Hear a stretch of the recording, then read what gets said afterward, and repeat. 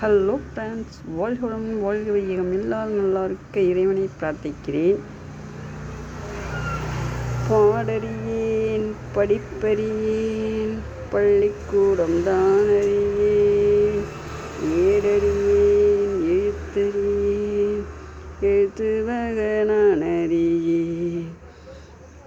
பாடறியேன் படிப்பறியேன் பள்ளிக்கூடம் தான் அறியேன்.